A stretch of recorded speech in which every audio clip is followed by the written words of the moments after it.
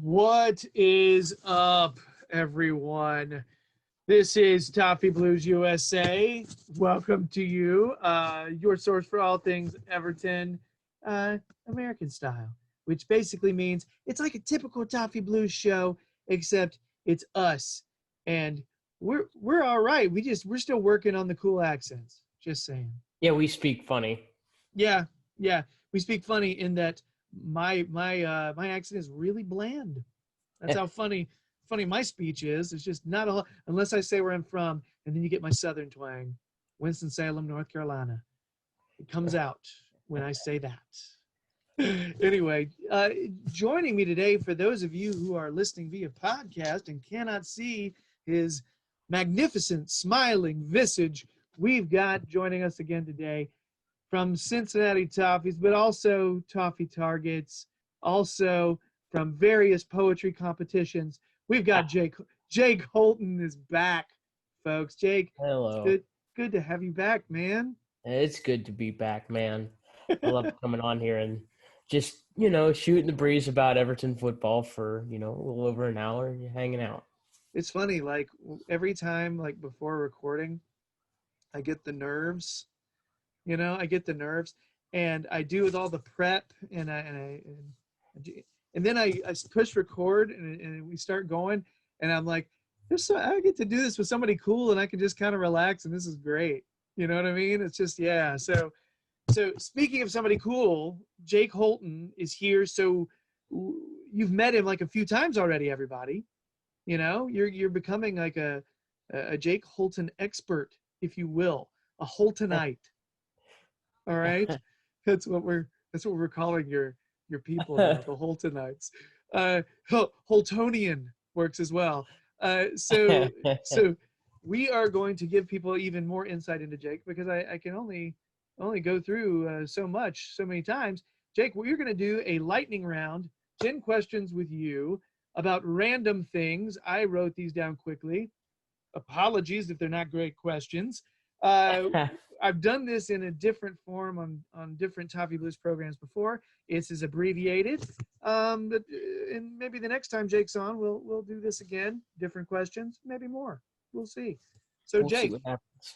Rapid fire, whatever comes to your mind.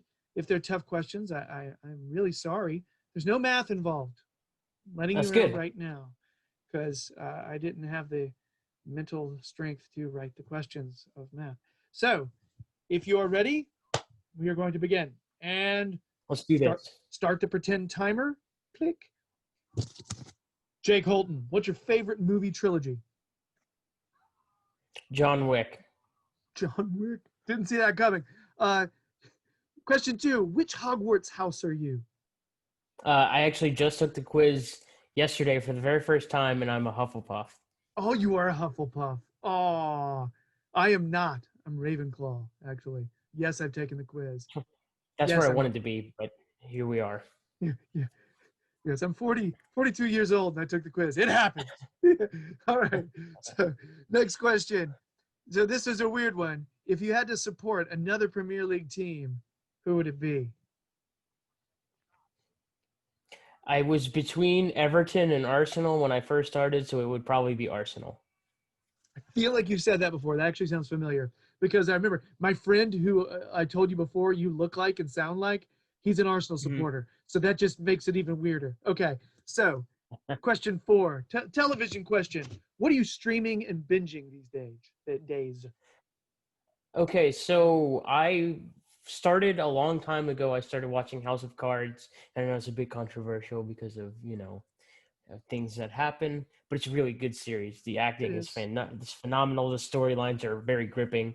So I'm getting through that, and I am slow burning The Queen's Gambit because it's phenomenal. And I don't want to burn through it, so I'm trying to do that short bursts at a time. Yeah, had a lot of fun with that one so far. I've liked it a lot. Yeah, and House of Cards. How are you with Spacey's Southern accent on that? Are you okay with that? It's okay. Yeah, I think it's pretty good. I go in and out.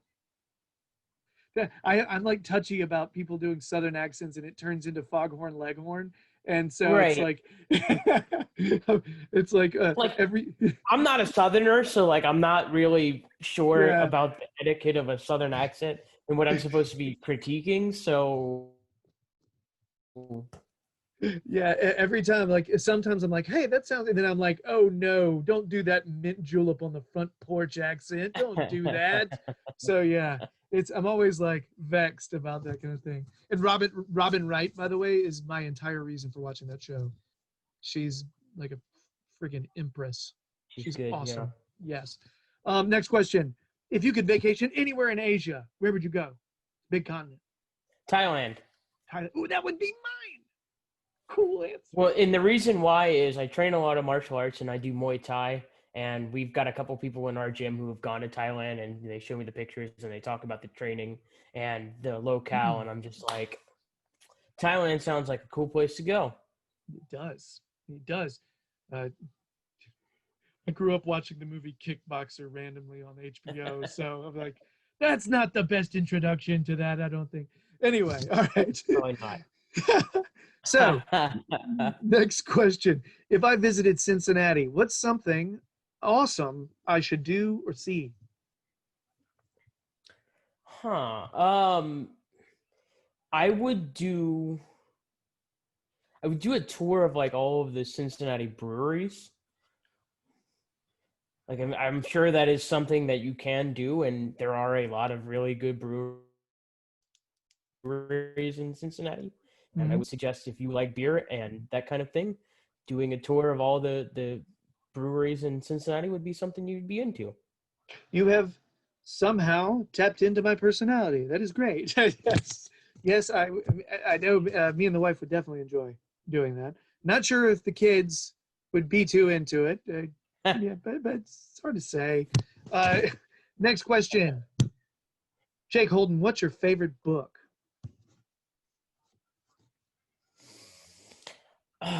See, I'm not much of a reader. Um, I think the best book I've ever read is The Things That Carry. I think that's the best book I've ever read. It's a That really good is, book. that's a It's great answer. yeah, it's well told, it's well written. It's that author's really good. I like the work he does, and I really enjoyed reading that book. What type of stuff when you actually do read? I know we've talked about reading Everton books before. Is it typically that kind of like more nonfiction type of stuff?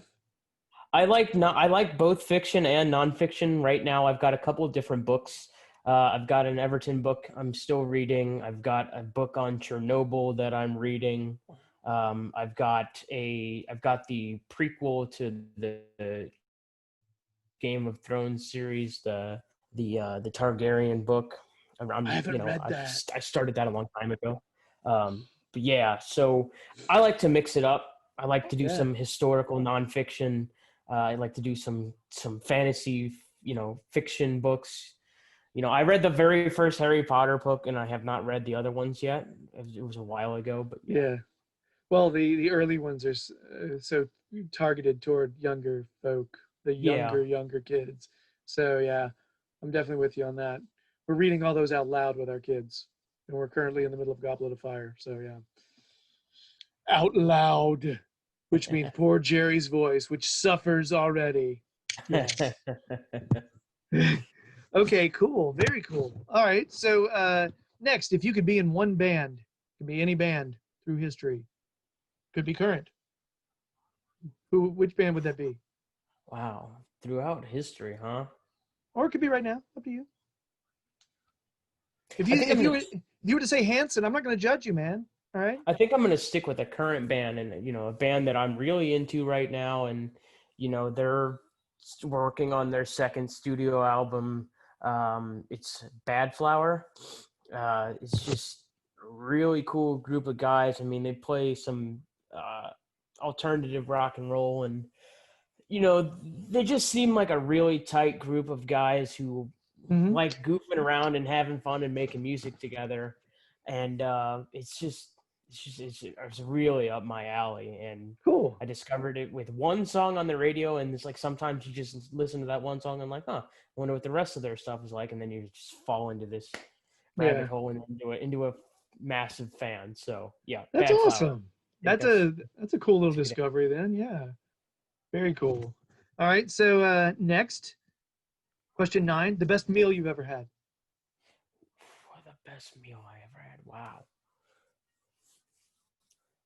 I don't know if I've ever had like a super memorable meal.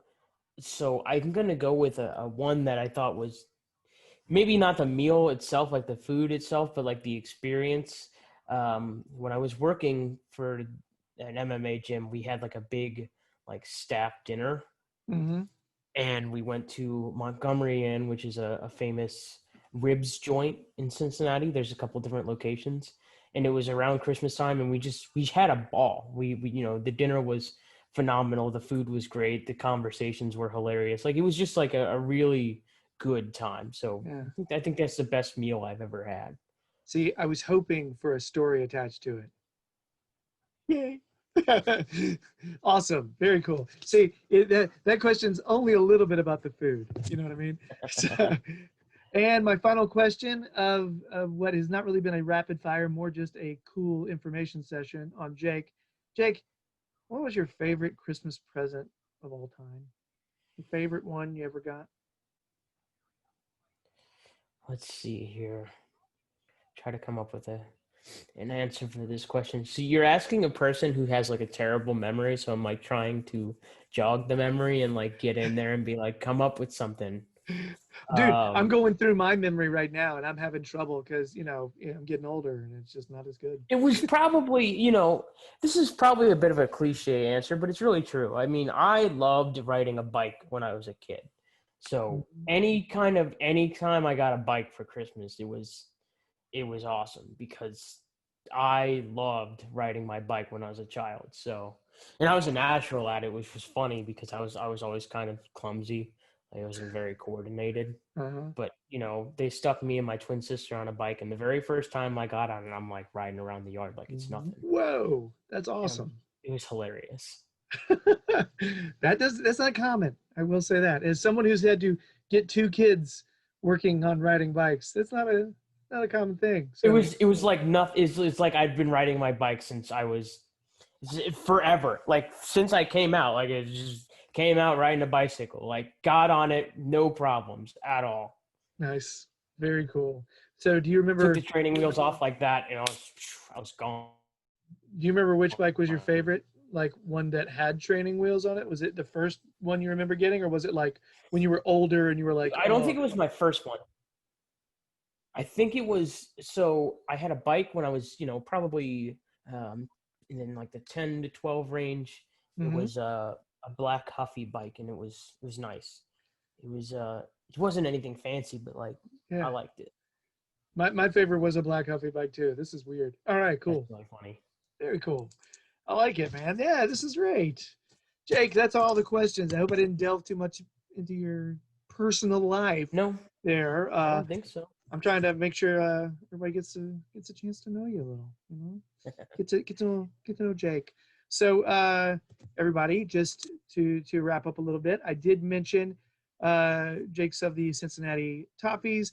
He also does some work Toffee Targets. All right. So I want to make sure we gave you a little plug on there, Jake. Anything coming out recently we need to be aware of? I didn't do a reaction piece to the Burnley match, but the last thing I did was a preview of the Burnley match. There will be a preview of the Chelsea match, hopefully coming out on Friday. If not on Friday, it will be out Saturday morning, and then I'm going to get back into doing. And there will be a reaction piece to the Chelsea match as well on Monday. Should be out Very on cool. Monday. So I don't know how you find the time, Jake. You're a it's flipping machine. I'm a I, single man. Like I've got a little extra time. Like there's some time in there, and I just cram it in. jeez. I would be sitting there obsessing over details, and it would take me forever. I'm just letting you know. That's awesome. Very cool. So, everyone, check that out. Make sure we're supporting our Jake. Yeah. So for the just to go ahead and give you everybody else a heads up about the rest of the show, we're going to talk about Burnley. It happened. It was a thing. We're going to talk about that. Then we'll do a mailbag, rather extensive mailbag. But hopefully we can get to our points succinctly. We're worried about myself on that one. And then we'll go Chelsea preview, and it'll be done. It'll be time to knock back a couple brews and hang out. Just kidding. I'll probably go to sleep. I may be asleep crazy into before your we finish. Thursday. Yes, just got a nice little Thursday night planned there. Go by Bed Bath and Beyond. Um, so really quick, I did want to make sure I have to do the Toffee Blues plug thing. Check in the description of either the podcast or YouTube or whatever, however you're absorbing this material. Check in the description. There's a link if you're getting anything Everton Direct wise. Click on that link. It may be good for people involved. Just saying. So there it is. It's a link. Let's do it. So, all right. I'm flipping this card because we're moving on. Next, Burnley. Yeah, the big fundamental struck again. Spoiler alert, if you've been waiting to watch that recording, don't listen right now. It's 1-1. 1-1, weird one. Kind of a weird one, just the way everything went down. So I'll give you some talking points, Jake, and I'm going to see where you want to go. I have one particularly meaty place where I would like to get to at some point. So I'll probably throw that in if for some reason you don't choose it. But I have a feeling you'll pick it. So another DCL goal. Yes. A Richarlison assist, but still not scoring. Allowing the early goal. The forced switch from a back three to a back four. Holy hell, Delph's hurt again. Gylfi, are you serious, man? And just the overall performance. So, where do you want to go, Jake? I'm going to get this out of the way because it's very annoying. Let's start with Gylfi. What the hell are you doing? I mean, this is twice now. This is twice that he's done this. There was the Manchester United match, which was the last match before lockdown last year, right? If you remember, he was fed the ball. And before all that chaos happened, he had a shot on goal where if he goes to either corner, David De Gea doesn't have a chance to save it. And we don't have to go through the ridiculous offsides nonsense VAR, that we went through and struggled afterwards. But it's just really frustrating because a couple of years ago he was a really good player. He was scoring goals, he was assisting goals, he was fine, and now he seemed to have lost just everything. Yeah. The Gylfi Sigurdsson from 2 seasons ago doesn't miss that chance. There's no way. He puts it in the back of the net. He's a hero. Everton walk out of there with 3 points. So it's just it's so frustrating. Frustrating. Do you think that not having as many minutes and him not recently having been in front of the goal for Everton in a Premier League game, he's just not in front of the goal that often? Is it the kind of thing that's just gotten into his head a little bit? I think that's a possibility. I don't know. It doesn't seem like he's lacking confidence. Like a striker somebody lacking confidence probably doesn't even look to shoot that ball. They look up and try to maybe see if there's another runner coming into the box. I don't know. I mean, from what I've seen, Gylfi Sigurdsson isn't really lacking confidence. It's just the skills aren't there. I don't know what it is, but it's just maybe you're right though. Maybe he's rusty. Maybe he just doesn't get that many opportunities. So when one does drop at his feet, literally, he's just expecting him to finish that is maybe. I'm not going to say that's unfair because he's a professional and his job is to finish those chances, but maybe a bit unrealistic to expect him to finish those chances. We'll word it that way. See, here's the thing, I think you're being kind there, which I think is it's good to be kind, right? I think we know Gylfi Sigurdsson normally finishes those, and to me, that points to something off. You know what I mean? Something. I feel like he's a good player. I feel like he's a good player. There are times where I feel like we're not seeing the effort as much. There are times where, and then there are other times where he's pressing like crazy, and you see the work rate. It's a very odd inconsistency, and it makes me wonder if he's just not happy at Everton right now, and he's a human being. You know, that's Yeah. me. That's me trying to be kind. You know, but I think if I'm going to be like if you're being brutal, it's Gylfi Sigurdsson normally slots that. Period. He has to. He normally does, right? Or Like he has, you right? can't, you cannot get into that position where you are. He maybe even had a minute to like assess where he wanted to go. He took that shot really quickly, and I think when you go back and you watch it, the Burnley defenders aren't really in a position where they're going to close him down immediately. So maybe, you look at where Pope is positioned. If he just takes a small touch towards the right and flicks it into the right corner, there's not a chance in the world Pope gets anywhere near it. So it's just insane. That's such a good opportunity to win the match, and to not convert is just a huge blow. Yeah. It's a weird thing because I looked at it, just like everybody else has. Everybody's seen the behind the goal view, where you see keeper's placement. You see, everybody's seen it. See defenders. I will say, if you're trying to shoot quickly and trying to get the ball off quickly, and trying to think quickly, I think my normal reaction as a right-footed player would be to keep my hips closed and just knock it if I'm thinking quickly. And that's me. I'm not as good as Gylfi Sigurdsson. I'm not nearly as experienced, but because it does take you a second to take that for it to occur to you to open those hips up and feed it to that other direction if you're gonna use your right foot, right? Unless you're going to, and his natural tendency is to use his strong foot, right? Yeah. So yeah.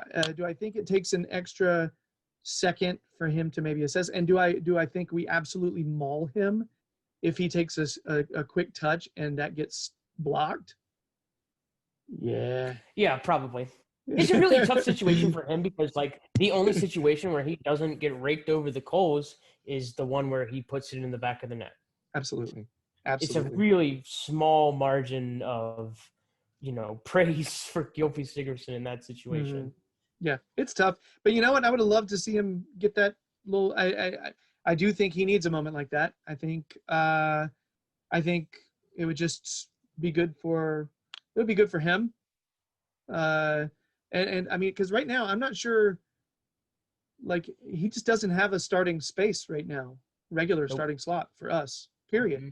And I got to be honest, if you're Gylfi Sigurdsson, you're thinking you should be starting somewhere, like a lot, right? And if you're not, you're gonna be kind of pissed off. So yeah. So anyway, either you're training hard and it's yielding, bearing fruit, or you're training hard and it's not, you're frustrated, or you're not training hard, which wouldn't be very professional. So one of those, right?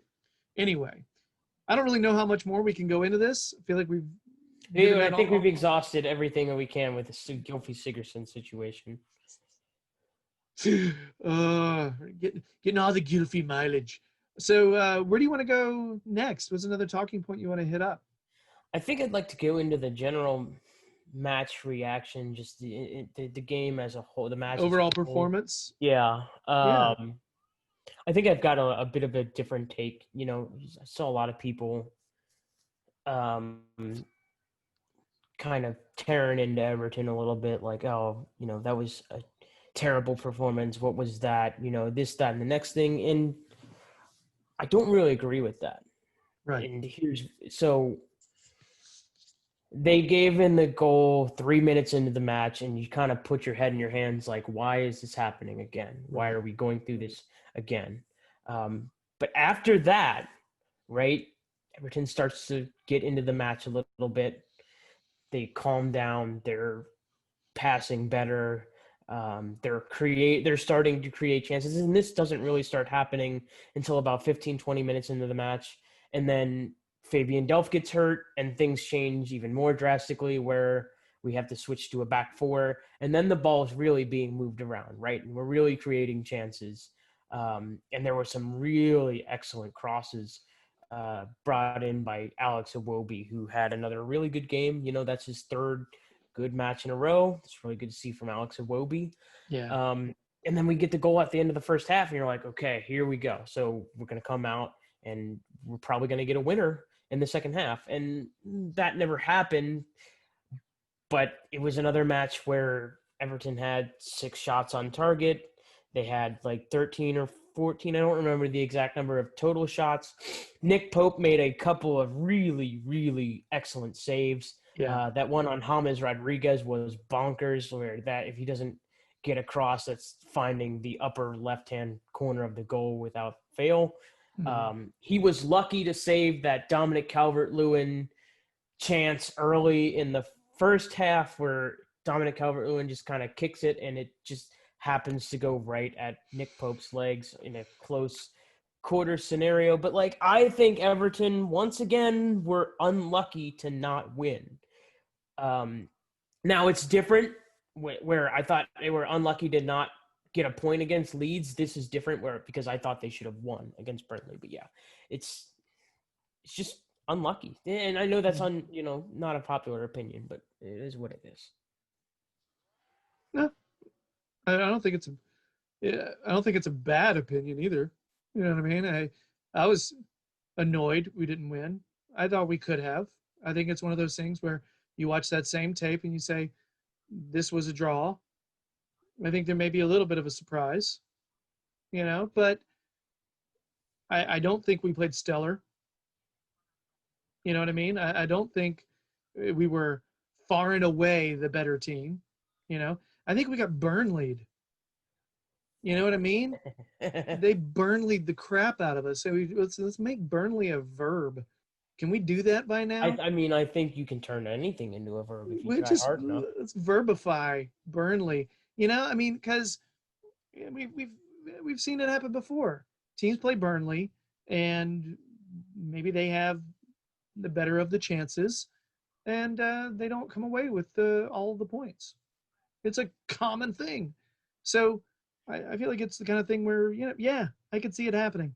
I'm not, and I don't think we played great, and I'm not, I'm happy we didn't lose. That's a weird, and that I feel a little negative about it, but I feel like we didn't play our best game, and we still managed to not lose.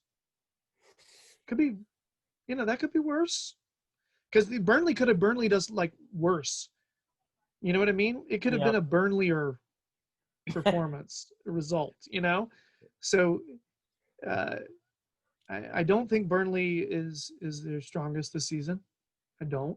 No, I think they'll probably get relegated, to be honest.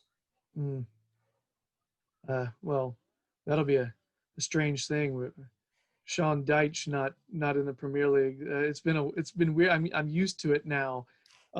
This sensation of just watching bulky dudes up front get scrappy goals. Honestly, a little off topic, but if Burnley went down, I'd actually like to see Crystal Palace fire Roy Hodgson and just install Sean Dyche and see what he can do with a little bit of talent. I think that'd be fun, but that's just me. Interesting. Very interesting. So anyway, overall performance, I'm glad we showed some spirit. We got the draw. Am I angry we didn't win? Yeah. Because going into that, I thought it should have been 3 points. Yeah. I don't care. I think it should have been. But I'm not a Carlo out guy. Yeah. I'm not throwing anything in my house. And I wasn't so angry that it made me clean my house, which happens when we play like dog turds, So I wasn't that angry. So right. Okay. Where do you want to go now? Because you mentioned something. where I wanted to go. Do you have a guess Yep. as to what it What's was? that? Mm. Delph's injury, but not to talk about Delph necessarily. The Delph's injury, formation? yes, forced us to go 4 in the back. And I feel like almost everyone noticed a different shift in our energy and in the Mm-hmm. gameplay. Is this so? Here's the thing: do we have the personnel when we have Coleman and Dean injured? Do we have the personnel to go 4 in the back for the games coming up? Or do we just, because this leads into something we're going to be talking about in the mailbag too. So I don't want to totally exhaust the conversation. Right. But it did seem. So what do you think it was the shift of going to a different formation mid-half that threw them off? Or do you think it was just that maybe we're just a squad that works a little bit better 4 in the back? Or is it the fact that we're playing Burnley?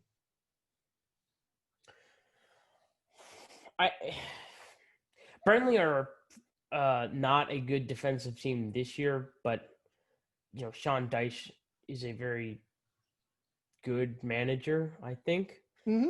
he's Agree. able to organize his players very well, even if their defense does not show that in the number of goals they let in. But I Mm-hmm. don't really buy that.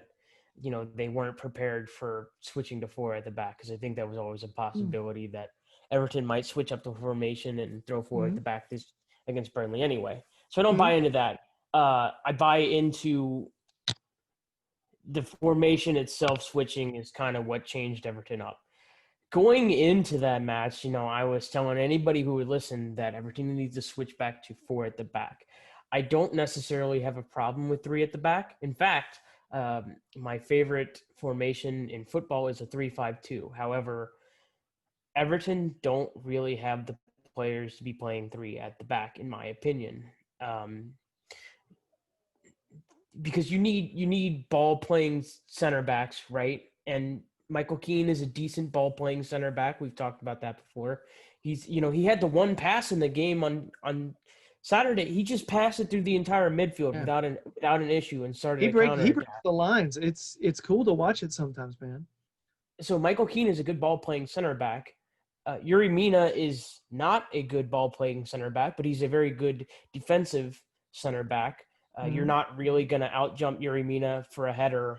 And the only thing that's really hurting him sometimes is being caught out of position and not having the pace to recover Right. and not noticing where he's got coverage and stepping out and closing someone down. Right. And then you got Ben Godfrey, who in the past has picked the ball up from the center back position and carried it all the way down to almost the other box. So, I mean, we do have some players, but I just don't believe that the defenders that we have and the midfield setup that we have is, conducive to a successful back 3 defense. Right. So I just think switching to a back 4 kind of made that midfield a little bit stronger. They talked about it in the commentators talked about it. They were Yeah. able to drop a midfielder back and try and kind of be able to switch play more easily. Yeah. The only thing that was hurting them was they weren't really getting those runs forward from the left back position because Ben Godfrey had Right. to switch to left back. And he did come. I did notice he came forward a couple of times, but he's Mm-hmm. not making those deep overlapping runs. No. So the switches of play aren't as frequent, and it kind of made everything a little bit more stagnated and made it easier to kind of shut down Alex Iwobi and James a little Right. bit. So the passing was better, and we did create more chances. However, it did kind of handcuff us to a certain degree because it made certain players isolated. But, I think switching from the back 3 to the back 4 was really the big thing that got the attacking runs going. What do you think? Man, I uh, I think that honestly, to set up a 3 in the back, which is practically 5 at the back.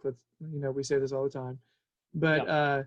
against Burnley, which is not really like one of those like, hey, potent offense kind of teams, right? It's not really what you think about. And I think that was I think it was an odd choice to not start from 4 at the back there. I think I thought he would go with the 3 or 5 at the back because we didn't play poorly against Leeds. I didn't think because we didn't. It wasn't a No, poor game no. from us overall. I think defensively we allowed way too many shots on goal, way too many opportunities. But it wasn't a poor game necessarily overall.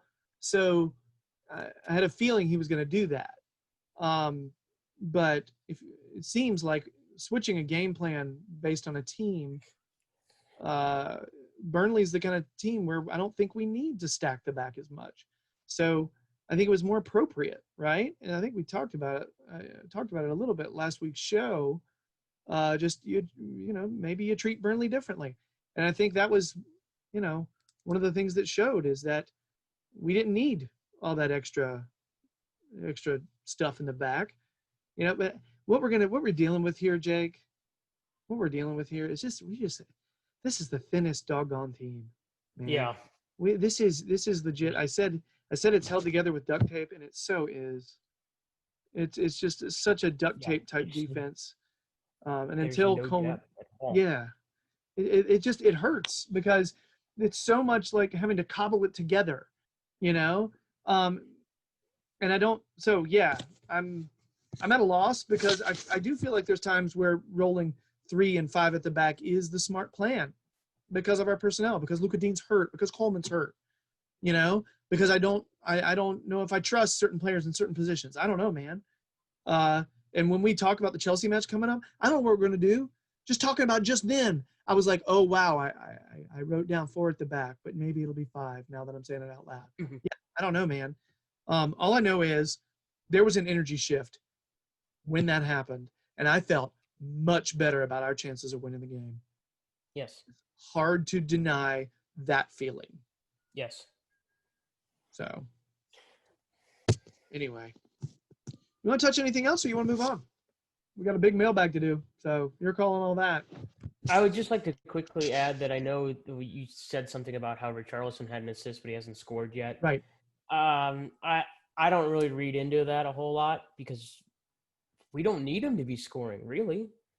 Not right now, anyway. Not with Dominic Calvert-Lewin in the form he's in, and it would be nice to get a couple more goals out of Richarlison, but he'll get there. I think we can expect anywhere between 6 and 10 goals from him this season, and right now he's still putting shots on goal. They just haven't gone in yet. Right. He had a couple more on Saturday, so his goals will come. It's just we got to be a little patient. And I think, and I mentioned that because I've heard people mention his like scoreless streak. You know what I mean? Like he's just not scoring a whole lot of goals for us. For me, here's the thing. I'm looking at it in terms of his performance. How'd he look? How'd he play? Was he helping to create chances? Yes, absolutely. And let's consider the fact that his role is different this season.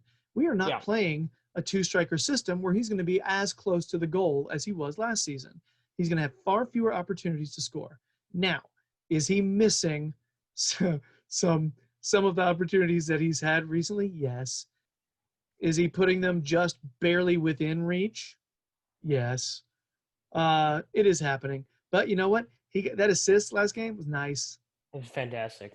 You know what I mean? And I see him, the defensive work he puts in is absurd.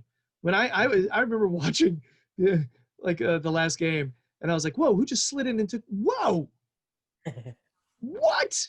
And I was just so much more respect. When you see a player come back like that, who's known for scoring goals and doing pigeon dances, and you see him do that, that's just badass, man. Yeah, it's the most underrated part of his game, for sure. So I mentioned that as a talking point, but for me, the actual talking point is he performing? Is he getting opportunities? The goals will come if he's getting opportunities. I'm not really sweating it, but is he helping to create opportunities? Is he playing well defensively? What's his, is he staying on the doggone field?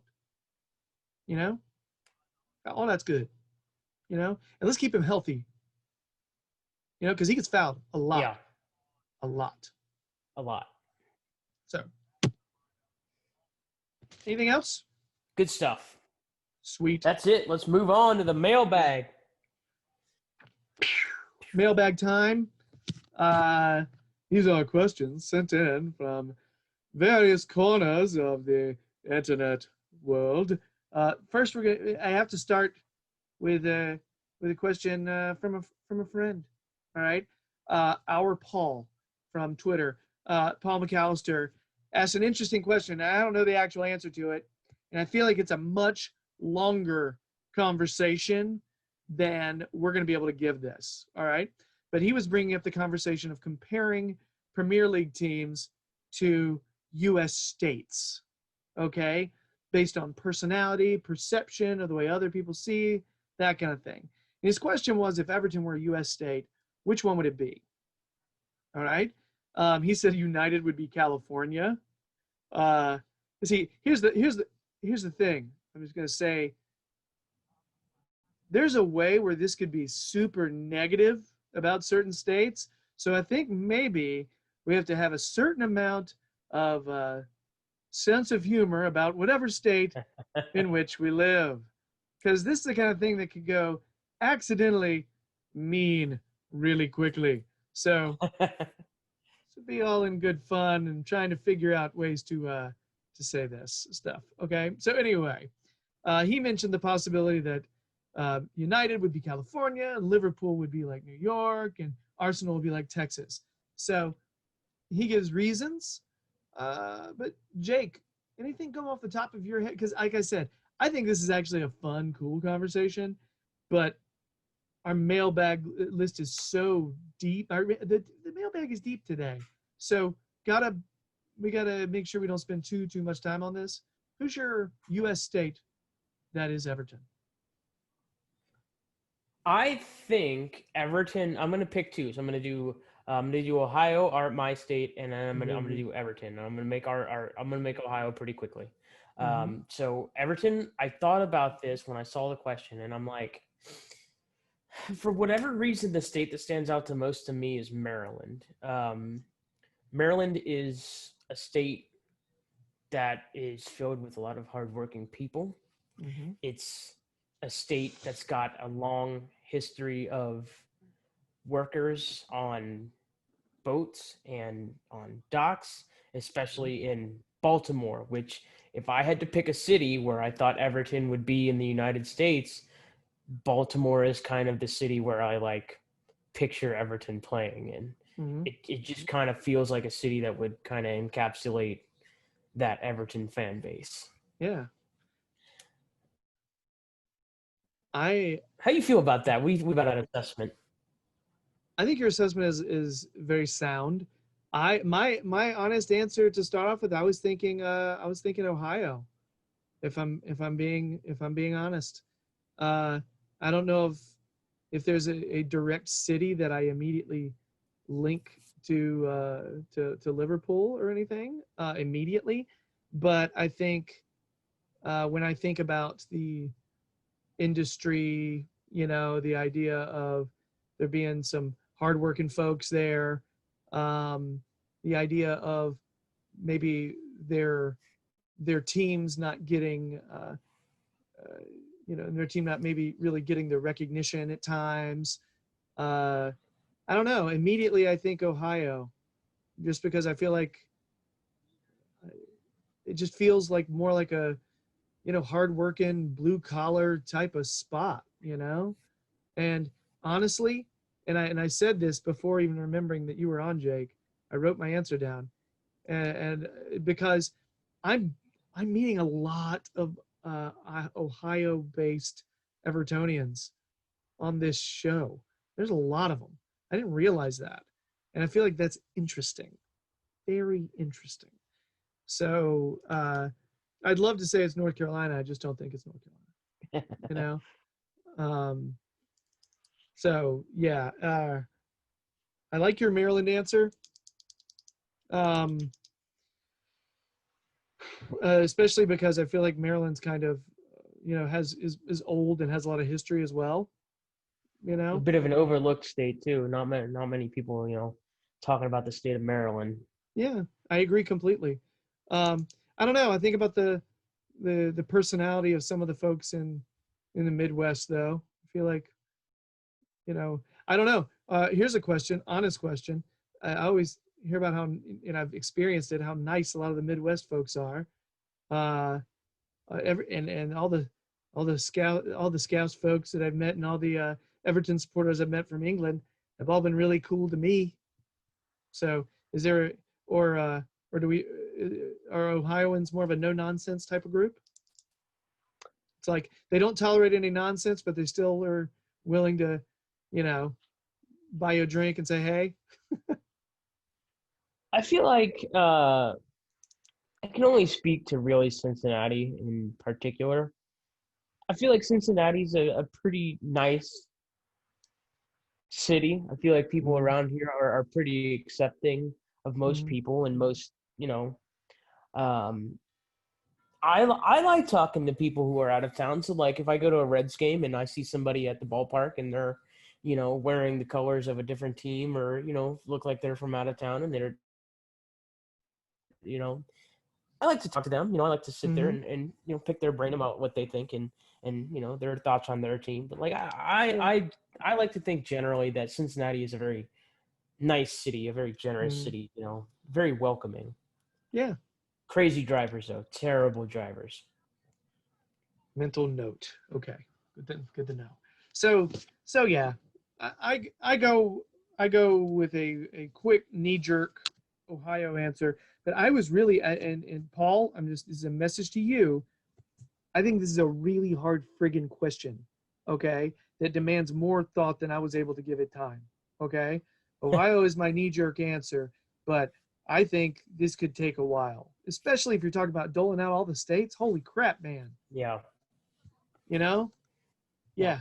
This is a deep, deep question. So I got to move on, Paul. I'm sorry, but we'll give it attention a different time. On to the Uh, next one. Next question. This is from Jake. If the Not rumor, this year. Oh, this is mine. yes, it is. All right, moving on. So Jake was in It's a. actually from a different Jake in Everton group chat that I'm in. Oh, I just put your name being Jake just because it came from you, and I was being a goober. I didn't realize Yeah, every Everton fan is named Jake over here. Apparently, by the way. I actually want to make sure that I have that right. Make sure I got the right name here. Go ahead. You can go ahead and do the question. I just want to make sure I got the right name. Okay. Shout out the wrong So, person. and I'm just going to go ahead and tell you, I've not heard this rumor, by the way. But if the rumor is correct that Nkunku and Kinney are going on loan in January, what does our defense look like going forward? 3 at the back with wing backs for the next 2 to 3 months, or what? Okay. And we started talking about this a little while ago, and my gut on this, man, is that I think we're going to see fluctuating based on situation. I don't want to see that, by the way. I part of No. me would rather get some stability, but I that's what I don't know. I kind of think that's what's going to happen. What about you, dude? So real quick, Andrew Weaver was the guy who sent that out in our group chat. So shout out to Andrew. Not everybody's named Jake that's an Evertonian. Whoever told you that It's is true. wrong. There's an Okay. Andrew in there. Yeah. So anyway, now I'd like to preface this by saying I think that this rumor can't possibly be true due to the sheer lack of depth in this squad. I think sending 2 guys who are fullbacks out on loan would be incredibly stupid, in my opinion. But let's just play this out a little bit, okay? So Sure. if they go out on loan, then I think you don't really have much of a choice other than playing a 3 at the back, just due to the personnel that you have in your squad. What if we bring 2 other people in on loan? I really don't think that would happen. Even if they sent those 2 guys out on loan, I just bringing in 2 fullbacks on loan while sending 2 out on loan, that just seems, especially with how little Everton do in the January window, that just seems unrealistic to me Mm. anyway. But anyway, if those guys get sent out on loan, if we're playing out this hypothetical, then I think you would see an awful lot of three at the back. Um, obviously Ben Godfrey played at left back this past weekend against Burnley for a time. We've seen him play at right back. We've seen him play at center back. He has played at central defensive mid, so he is flexible. Ben Godfrey is flexible. You can move him around. Now, I don't know how good of a performance you're going to get, depending on how much you move him around to different areas of the pitch. Mm-hmm. But we have more center back depth than anywhere else, right? So if you're going to play three at the back, you can play Alex Iwobi and Tom Davies on the wing. You can. Plus, we got Gabaman, who's going to be coming back soon, really soon. So you can play him in the midfield and kind of free up another player for wing back. I think Andre Gomes, in a pinch, could play in one of those wing back positions. I'd like to see, I would not like to see him in one of those positions, but I think you could do it in a certain scenario where you don't have John Joe Kenny or Niles and Cuckoo to play one of those positions.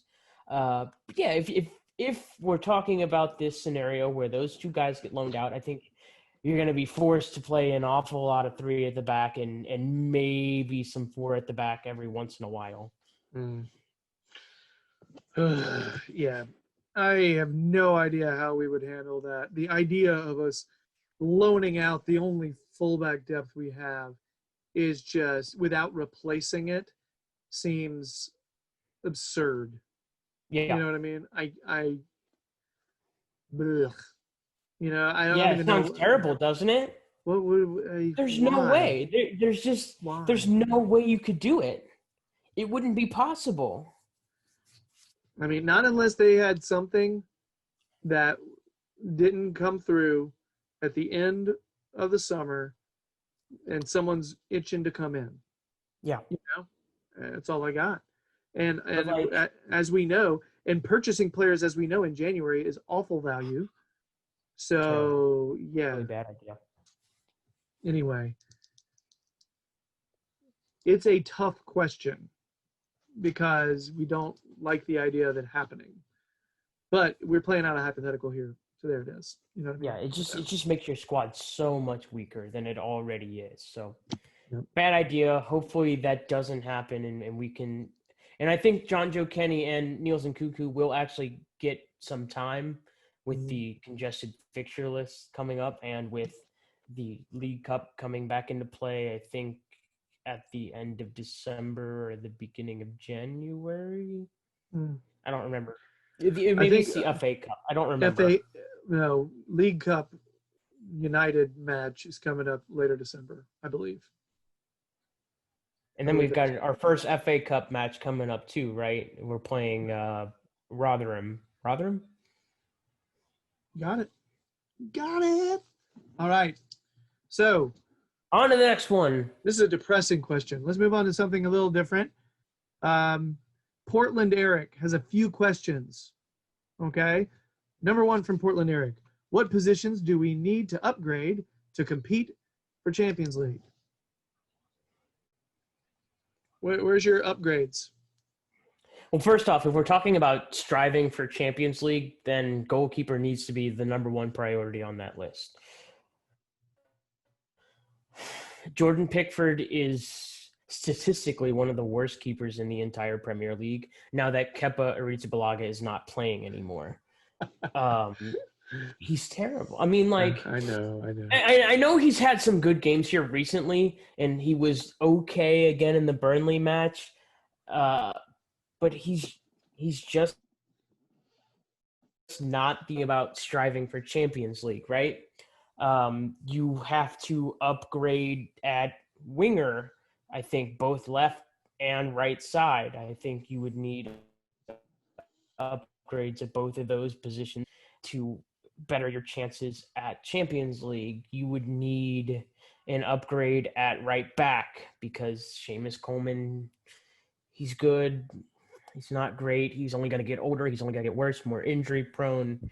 So you would have to upgrade at right back. You would need a really top quality center back in my opinion. And right now, Everton they don't have that. They've got good center backs, not great center backs.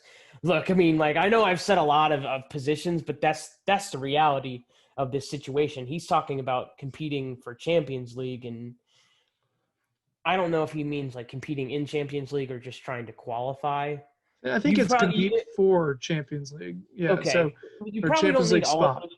Okay, Yeah. you probably don't need all of those positions for a Champions League spot, but I would replace Pickford if you want to secure Champions League. I would replace Seamus Coleman if you want to secure Champions League, and you need a right winger. I don't think anyone's going to disagree with any three of those choices. So that's what I'll go with. Now, if you're talking about competing in Champions League, you're going to need to do everything that I just said. Like all of those positions need overhaul. I'm with you. My immediate reaction when I read the question was our starting 11 is pretty sound. If I think about our healthy starting 11, the thing that I immediately jumped to is we need competition for Seamus Coleman to be so that we don't lose a step when he's out, right? Because when he's in and he's healthy, we're doing all right. But when he's not, and we need competition for Jordan Pickford, because I do think when he's at his best, he's a starter and he's great. He just hasn't been at his best for a while. So I want somebody that's going to push him. Somebody where he's like in practice, he's like, damn, if I don't work hard, that guy's going to start over me. And when's the last time? I wonder if he's looked over his shoulder anytime recently. I don't know if he has, and I feel like that's something that, would help. Carlo knows what he's doing. Carlo keeps reassuring, like, hey, you're the guy. You died, cool. But yeah, I would. In the other position that I would focus on, depth wise, is that other center mid position. Those three in the 4-3-3. Alana and Decore, I feel like are starters. That other one, I never know who's gonna be at that other position. May that end up being Gabamin? I don't know. If Andre Gomez gets healthy, is he gonna fill that role? I don't know. Gylfi goes in a good run of form. I don't know. Yes. See, I know. But the problem is we just have so much. Those are uncertainties, and everything else is depth. Depth, because it would be cool if Richarlison's out, we can put somebody in there. James is out. Who's going to be creating? Who's going to be creating chances? Who's going to be our starting striker if DCL is out? Right now, it'd be Cenk Tosun. That's a problem. So, this is what I'm talking about. For me, my biggest concern is less starters, more. Let's back it up. Let's back it up. And the problem is, quality players usually that are a sure thing do not want to come in if they are thinking, oh, I might not be a starter. I might be depth. You know what I mean? So especially that's where at Everton. Yes. It's a weird thing. A lot of people are cool being depth if your club's in Champions League. Right. So it's going to be a problem unless we can start being astute with our buys. So potentially older players, who are still quality but maybe not as good at investments, or taking a risk on a young player, big time potential, but they may not start right out of the gate. They may get pissed off. So yeah, I don't know, man. But I think the trends for both of us on that were keeper, right back, center mid. You know what I mean? You went center mid, which I could understand as long maybe GB Gabamin doesn't work out. I went with right winger. Right winger. I feel like that was the other one. A really quality right winger to pair up with Richarlison and James Rodriguez, especially James Rodriguez, because if you buy a right winger, you could play James Rodriguez more as like a 10 and have him float around a little bit more. Okay. And you should take a whole bunch of pressure off of him and just make the attack so much more fluid. So you would be running more of a 4-2-3-1 at that point. Yeah. Gotcha. I'm with you now. Hey, understanding. All right, so next, another Portland Eric question question. Which sacred players need to leave for Everton to win the league? I think what he means are they're in players that you feel like are like Everton darlings. That you feel like would need to go. I think this is. I'm not gonna say. Maybe unrealistic is a bit of an unfair thing to say, but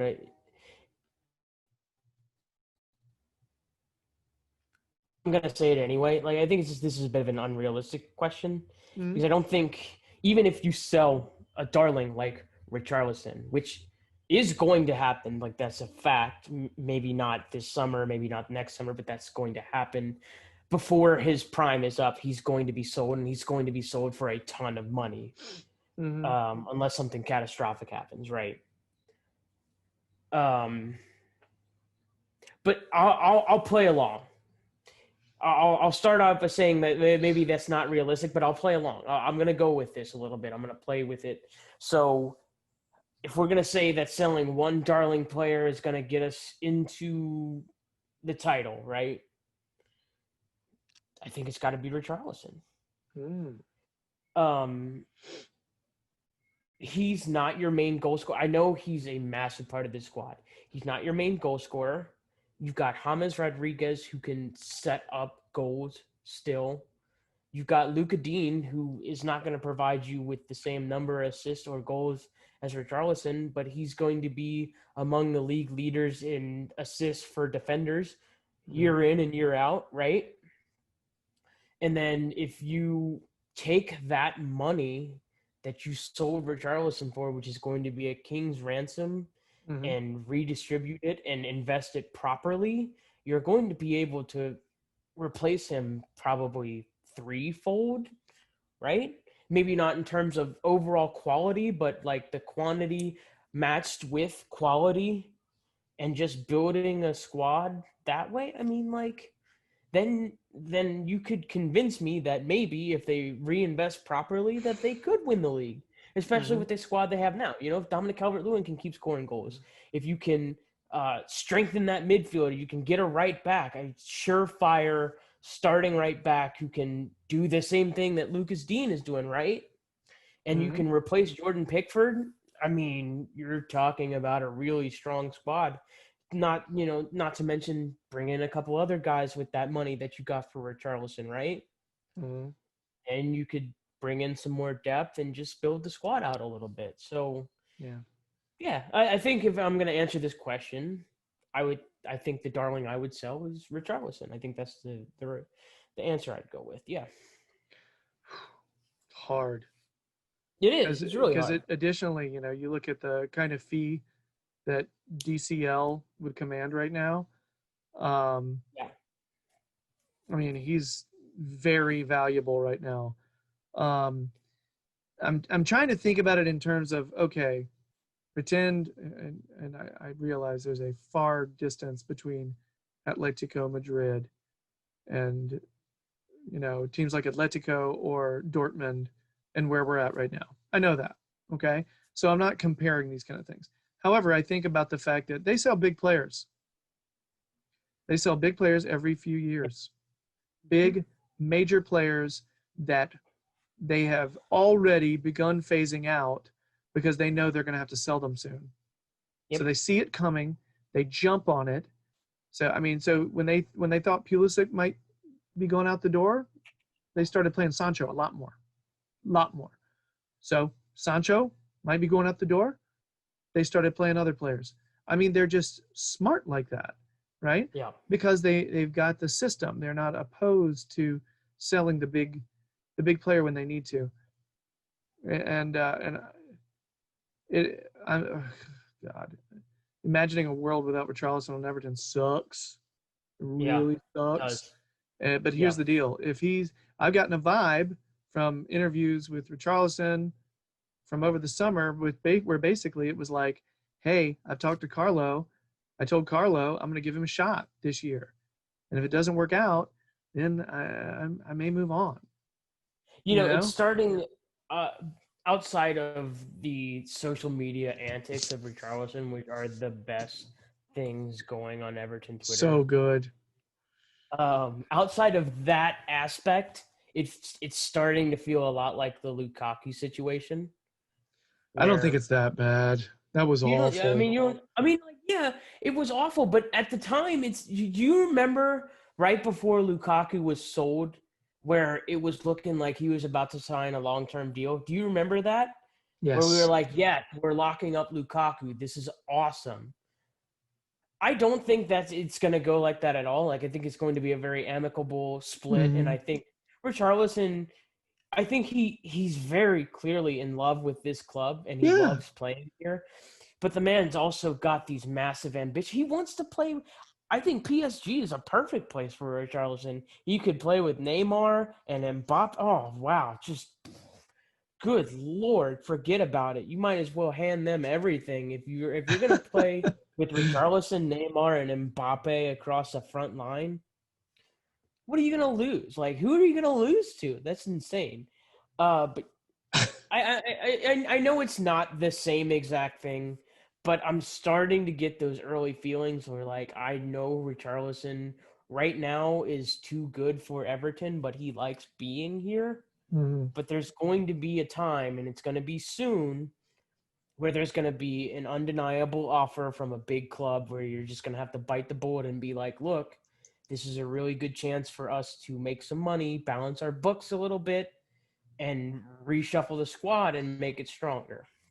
And so here's the difference between the two situations for me. And I get what you mean about feeling like he's going. I'm with you on that. So now I know the comparison you're drawing a little bit more. Um, I guess it's his attitude just seems a lot better than Lukaku's at the time. Oh, Lukaku for now sure. says nice stuff about Everton. He seems a lot more level-headed now than he used to be. He would just go off on international duty every single time and just like, oh, I'm getting out of there whenever I can, you know? And I've only read the one interview with Richarlison, which I'm not completely sure about the translation. Um, uh, but it seemed like he was like being very rational in it. So he wasn't talking trash. He was kind of like, oh, here's the Right. situation. I'm gonna do Yeah. this and la la la. And I think if it's Richarlison pushing, um, that's when I think, if a player is pushing and we can use that dollar to that dollars dollars. We're American. We can use that money to put toward a little more squad depth and a player's kind of ready to roll. That's something to consider. It is. It's a good question by Portland Oh, Eric. These are painful yeah, questions, I though, by think the so. way. These are band aid They are. questions. These are tough, man. I need to answer them quickly and get them over Oh. with. Last question from Portland Eric. Would you rather finish eighth with older players playing, like Bernard and Gilfy eating up the minutes, or finish 13th with U23's players getting minutes?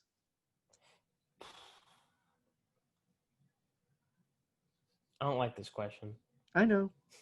It's hard. I Portland don't Eric is like this one. Portland Eric's giving some good questions. They're hard. He's grilling us this week, man. He is absolutely grilling us. Uh, so the way I look at that is like 8th and 13 are essentially the same, right? You're not getting anywhere near Europe in either of those places. And in 13th, you're not in any danger of being relegated. So I'd probably go with the younger squad. I want to see what younger players can do. Do you think I want to sit here every damn week and watch Gylfi Sigurdsson try to finish that shot every week? I wouldn't want to bang my head against the wall, even if we finish eighth. In fact, finishing eighth is probably worse because then I'm looking and we finish 2 spots below Europa League with nonsensical old players who. Okay, Gylfi Sigurdsson's not old. That's the wrong word, but he's not. He's not what we want. Yeah. I'd rather play with young players and see, especially with the way that Everton have treated their youth. I would like to see what we have with some of these young players. And if they're good enough to finish, I mean, 13th is not a good place to finish, but if we're playing a whole bunch of U20 along with some of our other core guys, and we finished Mhm. 13th, but we lose a couple matches by a ton of goals because we're playing young players, then so be it. But we got to see what we have at some point, right? Yeah. I want to be fun like Jake. I want to be fun like Jake and say, I'll play the U23s. But I'm an old fuddy duddy. And immediately I was like, nope, TV money. There's more TV money in 8th than there is in 13th. And so, yeah, that's it. But that's just me. Like I said, being an old fuddy duddy thinking the club need money. Do I think the other one would be more fun? I think the other option would be more fun, you know? But I also worry if some of those players are getting thrown out there before they should, that's a developmental thing that may not be the right thing. Yeah. So that's, man, that is a hard question because I'm also a big believer that, if a player's close, going through the growing pains and then, going ahead and getting that over with this season, yeah. But I honestly though, see, I'm starting to talk about a situation that's not the question. Sorry. I was about to be like, no, this season's still alive. We still got European chances here. But that's not the question. The question is 8th with Bernard and Gelfie or 13th with the young, hip, fun guys. So, yeah. Yeah. So we split on that one. Another really hard question. Yes. Next, Carlo Fantastico asks, do you think DCL will surpass Lukaku's 26 goals in all competitions from the 2016-17 season? Do you think that will happen this season? Okay, so he's got what? He's got 11 in the league right now, and how many total? I think he's got 14 I don't know. total. I have not even looked it up.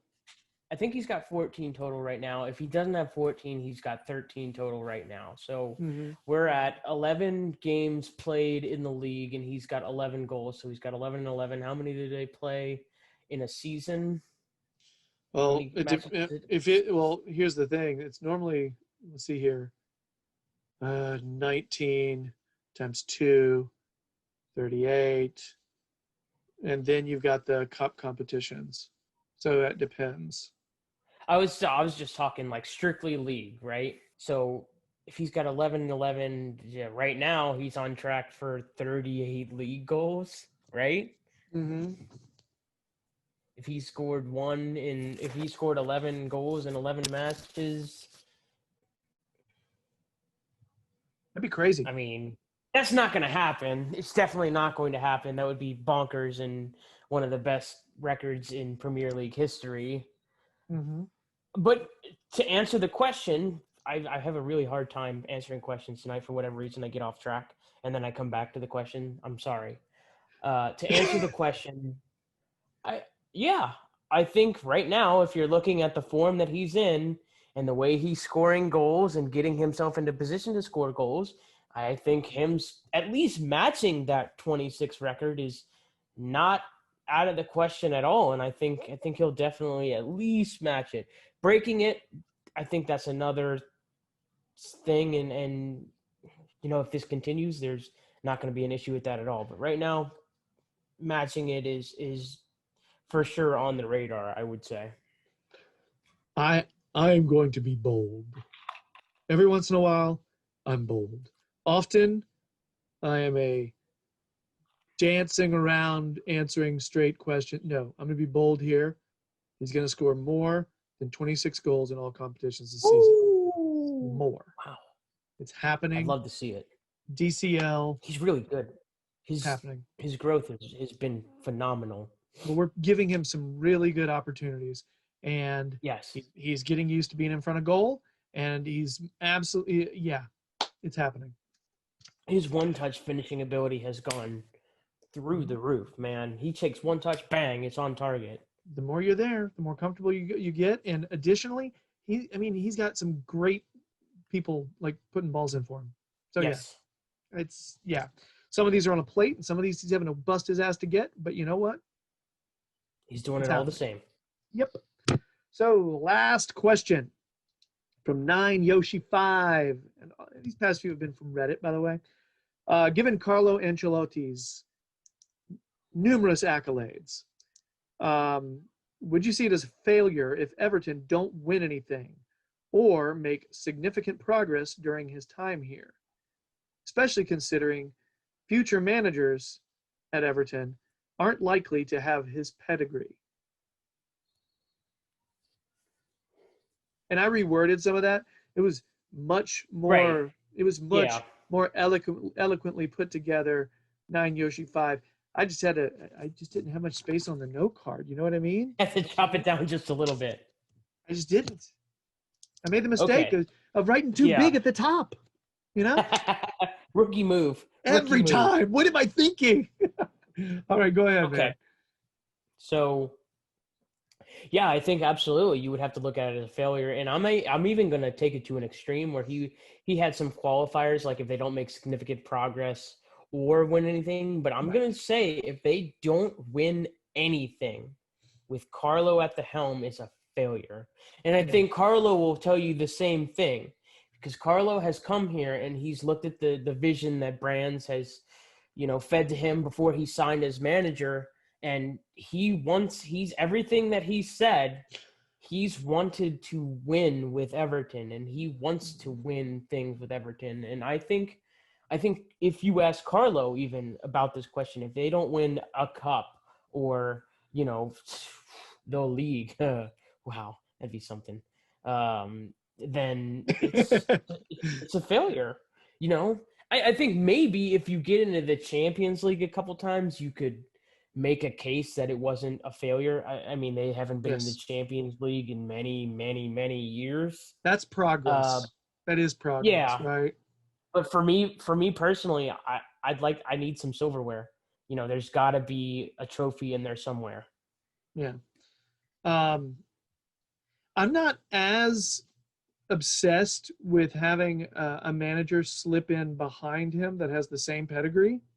I'm not, No. because I am under the impression that we are building a squad, right? Building a squad, and that whenever the time comes where Carlo does leave, Everton as a whole will be in a better position than when Carlo came in. Okay? I just think that's going to be the case.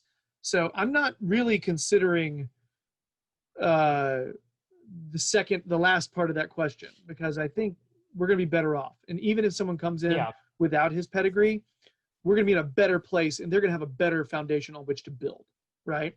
Yeah.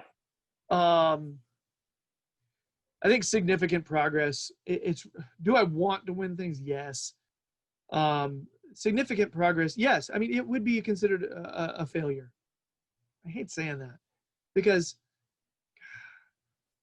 now I'm rethinking saying it. That's a strong friggin' word. You know what I mean? A failure. You But know I what I think it's a mean? necessary word. Yeah.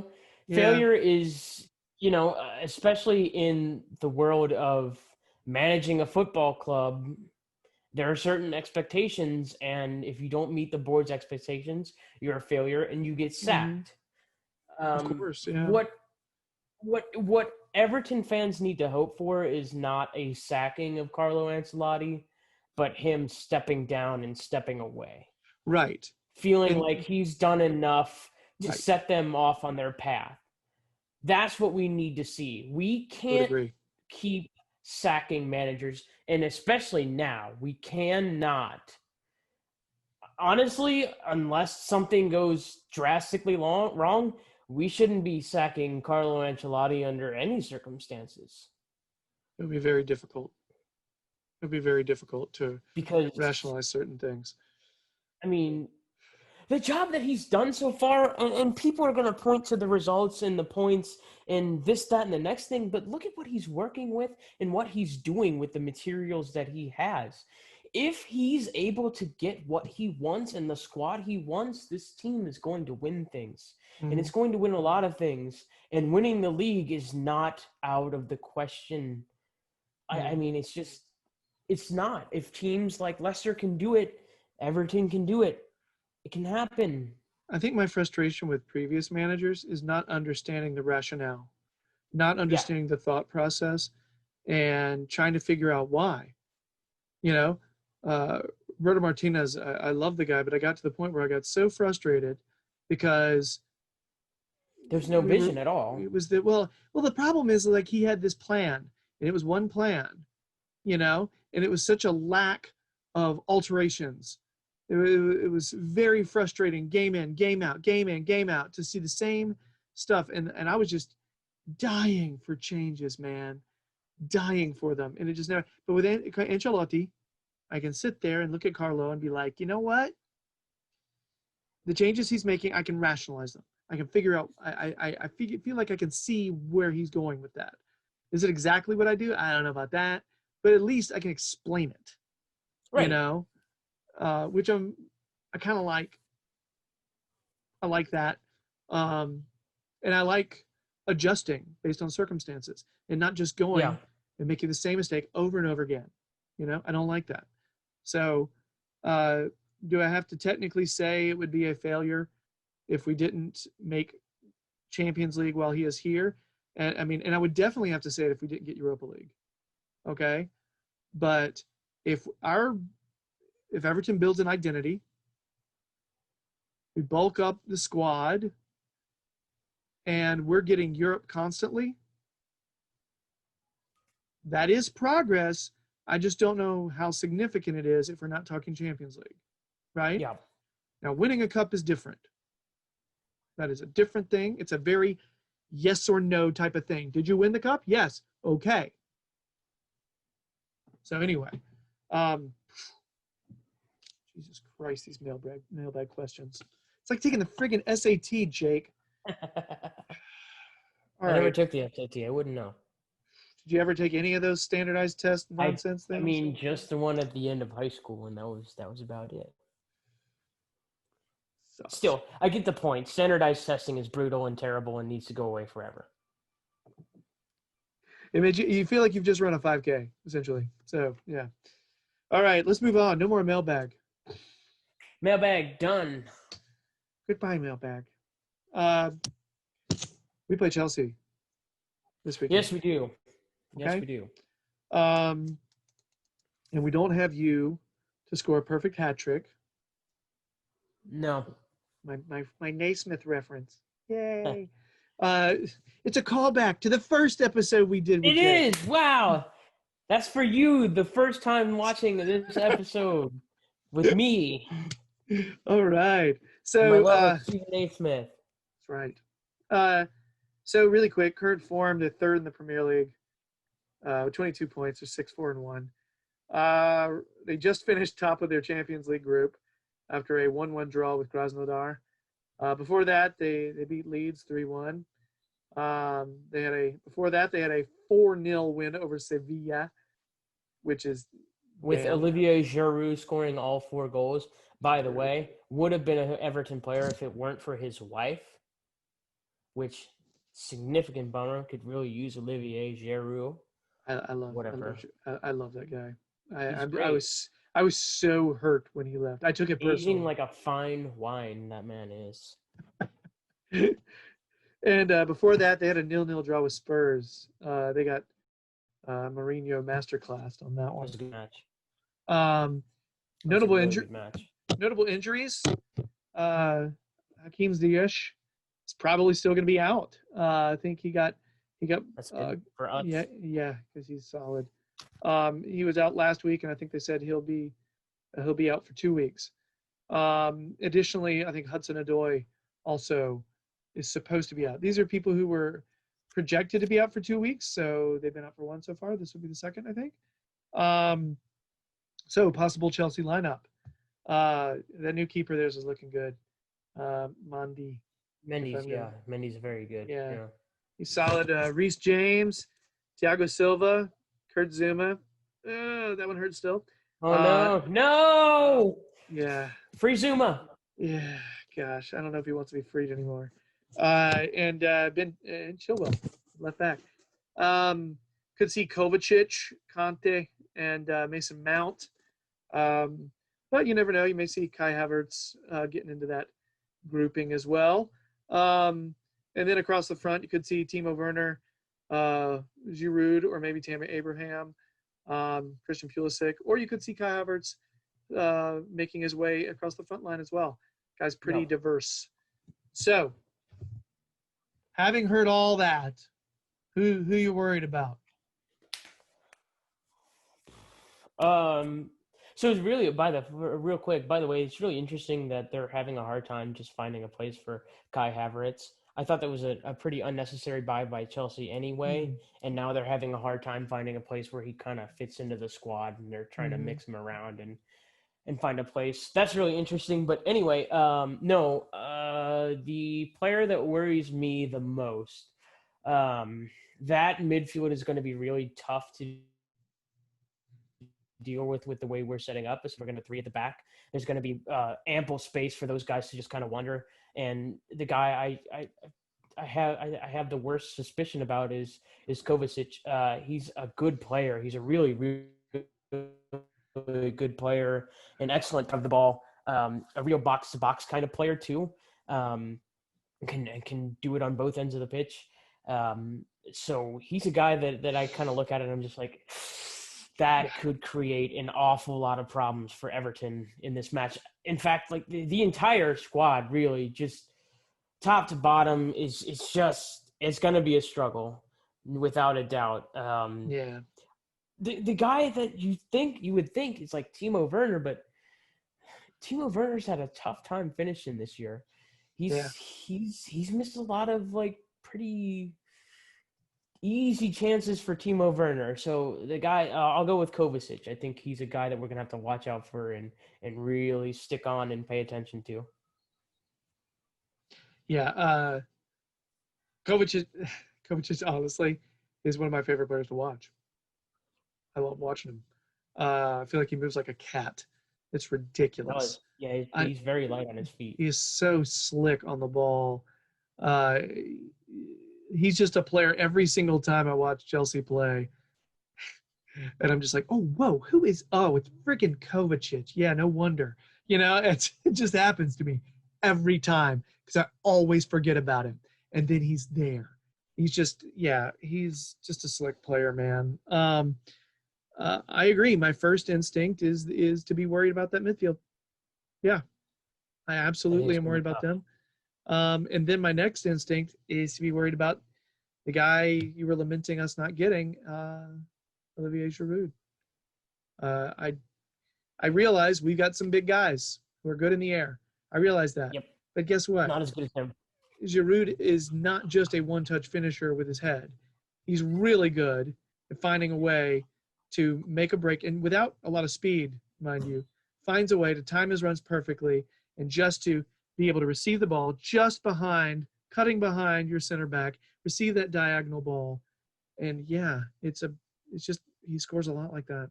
And I don't like it. I really don't. No. Yeah. So anyway, I'm worried about that. I'm worried about all that. They're talented. They have definitely upped their game. They're a difficult team to play right now. And the other thing is I hadn't seen the Olivier Giroud hat trick in the Champions League until earlier this afternoon. Mm-hmm. Wow. Yeah. There were some, just incredibly skillful goals. Yeah. That back flick header, come on. He does that kind of crazy crap, man. He scored that ridiculous scorpion kick goal a couple years back. That was just the most insane thing I've ever seen. You're just like, this is Olivier Giroud. He's not supposed to be this. No. He didn't even start every week. No. They're starting Tammy Abraham. Yep. Or Timo Werner. It's just, that's the squad depth we need. We need Olivier Giroud to be able to come in and score 10 goals off the bench. Yep. You're not off on this, man. Olivier Giroud. I agree, man. That would be the second guy I look to like, wow, that's going to be a problem. Yuri Mina is probably going to have to start in this match. And I tend to agree with you on that. Yeah. How do you think we are gonna line up? Or do you want to do the thing where you give who you want to start? Or are you gonna say who you think? I think we'll go with who I think is going to start, and I do believe it's going to be three at the back. Again, I think it's going to be. I think this time it might actually be Holgate, Mina Keane, or flip flop Mina and Keane Mm-hmm. to different positions to have Keane more towards or Mina towards the left side and Keane in the middle. I think that might work out better. Mm-hmm. And then with your midfielders and wingbacks, you're talking about. I think Alex Iwobi plays better as a wingback on the left side than he does on the right side. I think that link up between Richarlison and Iwobi could be very useful. So we'll go with Alex Iwobi. So I guess it's what, a 3-4-3 technically. That switches to 5 at the back when we're on I defense. think you're right. Yeah. Okay. I So think you're right. you'll go with Decore and Alon in the middle. I think they'll play. I think Tom Davies will come back into the squad and play right wing back. If it's not Tom Davies, I think it'll be Andre Gomez because Fabian Delph's not available. Now, here's the other thing: is if Jiba Mean's available, that could throw a wrench into things, and we could see him come into the squad. Maybe. And I think maybe he could play right wing back potentially. He's not my first choice, but I don't know. That'd be a tough one. You're right. I'm trying to imagine it. It'd be tough. I always see him as a center.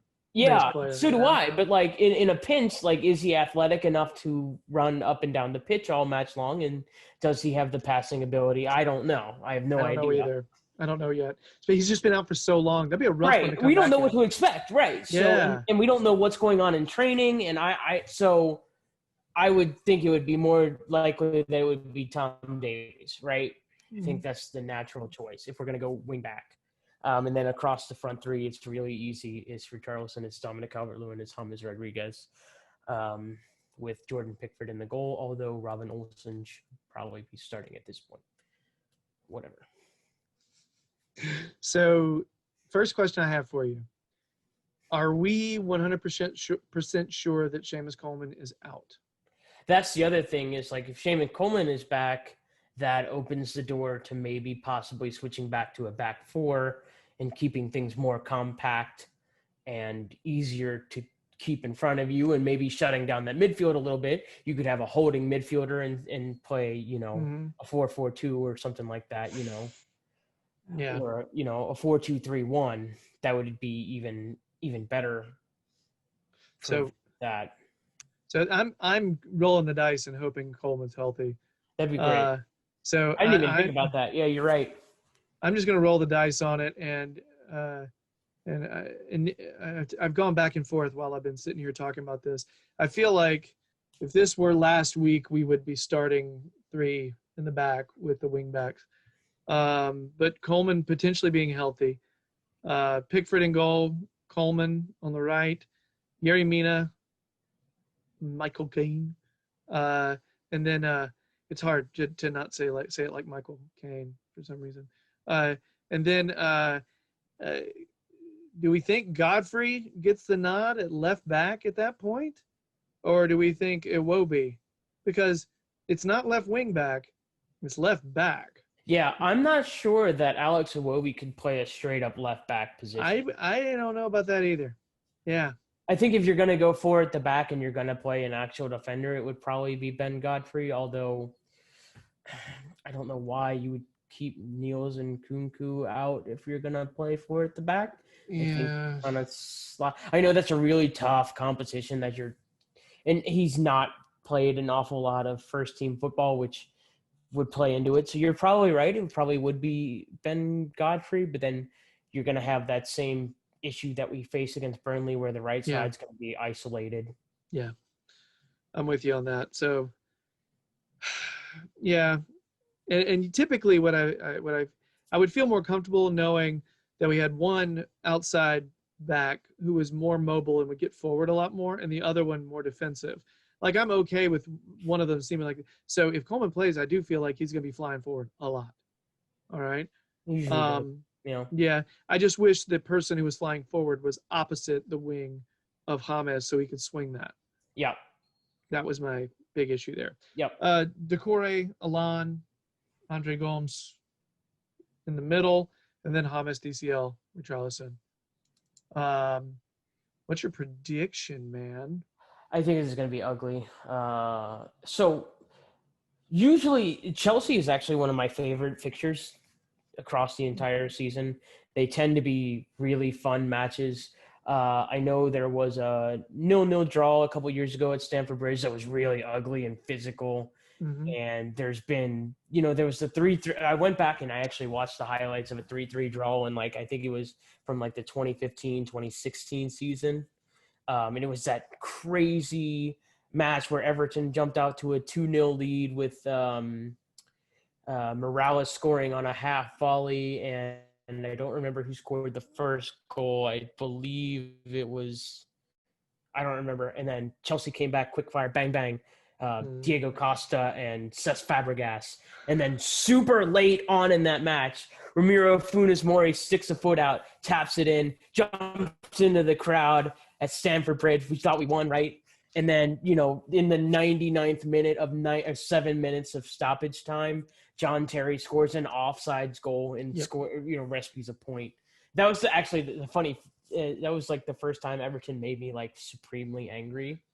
And it wasn't even Everton that made me angry on that one. It was the ref. He was a mile offsides. It was impossible not to see. Yeah. Impossible. I got mad all over again watching it. I'm like, this was a really bad idea. Yeah. But they tend to be really fun fixtures, especially at Goodison Park. Everton had a really couple of famous wins.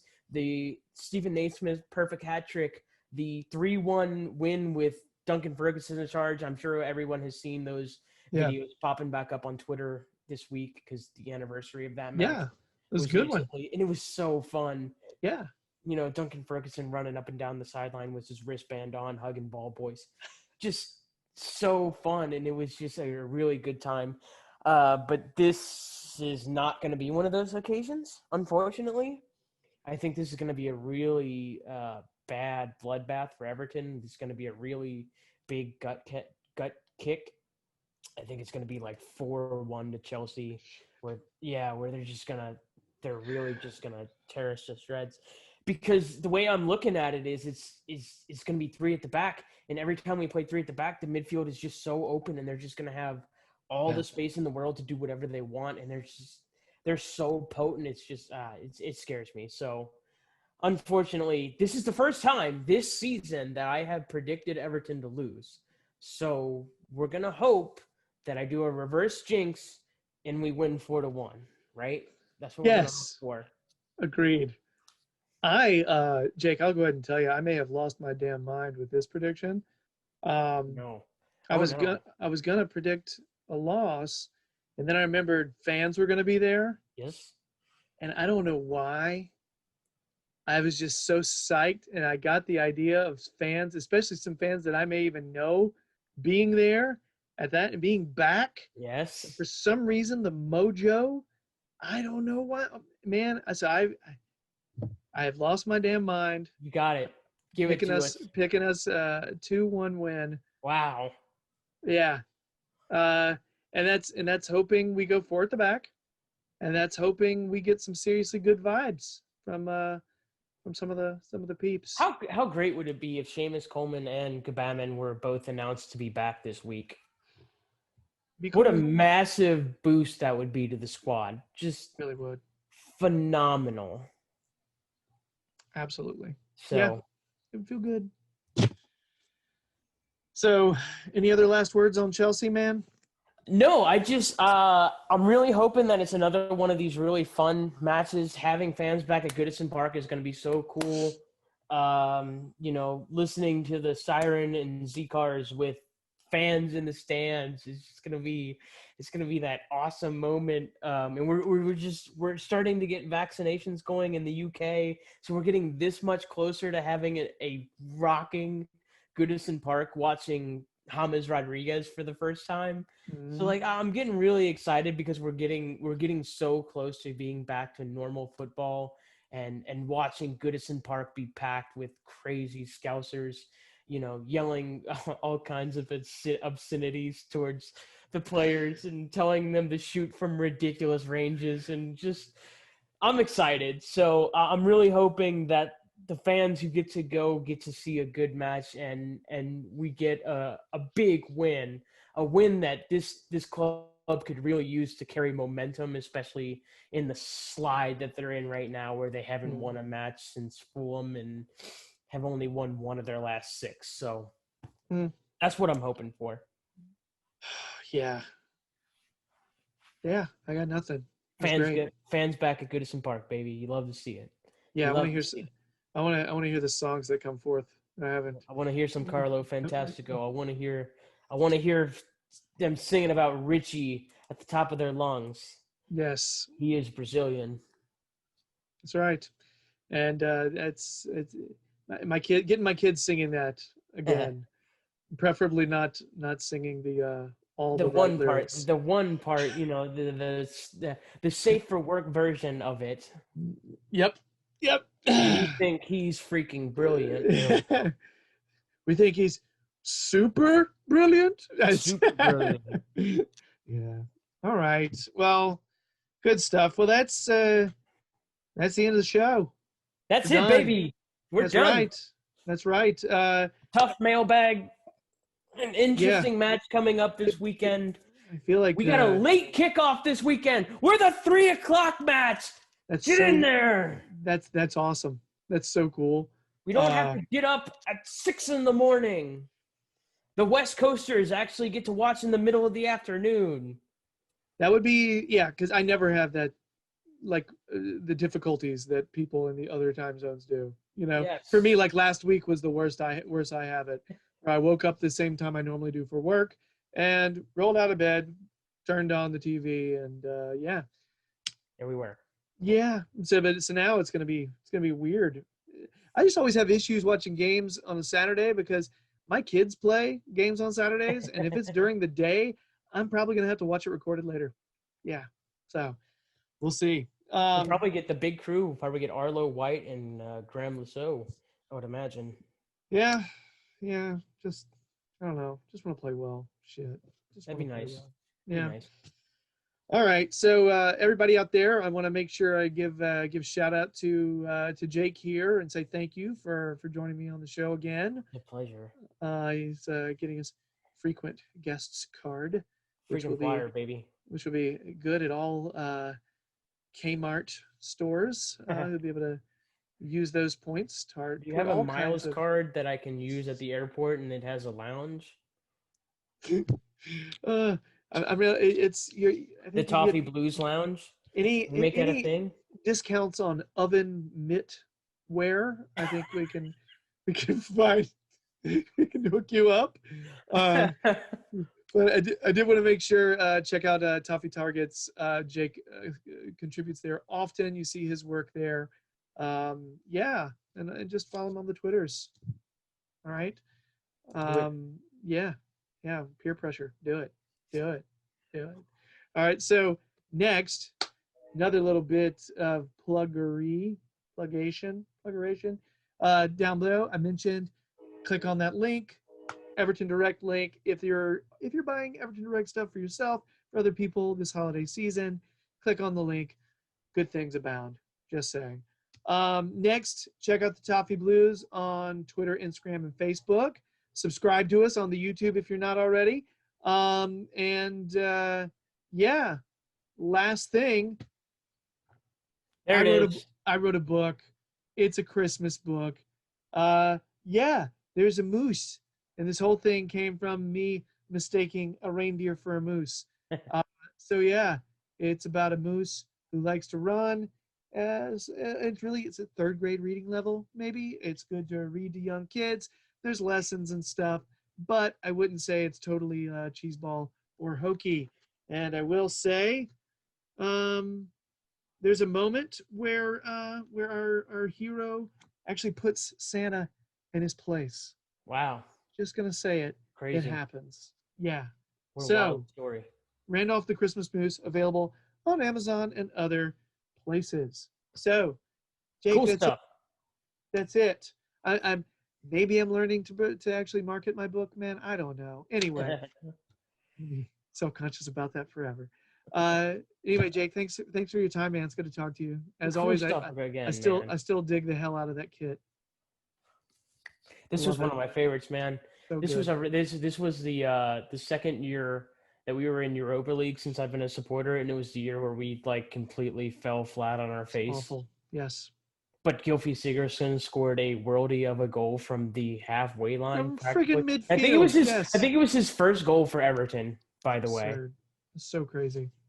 No, man. I just remember it was at a time where I wasn't like I didn't have a ton of money, and so I just couldn't get that. It sucked. Really hurt. I think this is But the first kit I ever bought. It's got Coleman on the back. that's a good one. Hey, that's a good player. That's a well chosen player for the back. I like it. Because in America, we like to have players on our jerseys. That's right. That's right. Just saying. It doesn't make us 10 years old. Although some people would say it would. Anyway, so we're gonna peace out, everybody. Much love. Thanks so much, Jake. Take care. Have a good weekend, man. Talk to you soon. Yes. Please join me again. Always good talking to you, buddy. Yes, absolutely. All right, everybody else out there, have a good one. Let's get 3 points. Nobody's expecting us to beat Chelsea. Let's surprise them. You know, no Giroud meaty French forehead goals. Not gonna happen. All right, everybody. Thanks so much out there. Have a good weekend. Stay safe. All See right. you guys.